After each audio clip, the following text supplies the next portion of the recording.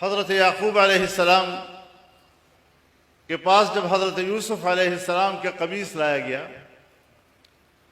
और आपके चेहरे पे डाला गया, फरतद्द बसीरा, आपकी बिनाई वापस लौट आई, तो आपने पूछा कि यूसुफ को कहाँ छोड़ आए हो? तो जवाब दिया कि वो तो मिस्र के बादशाह बन गए हैं। तो पूछा कौन से दीन पर छोड़ के आए हो? तो उसने कहा अला दीन इस्लाम, वो इस्लाम को नाफिज करते हुए मैं छोड़ आया हूं।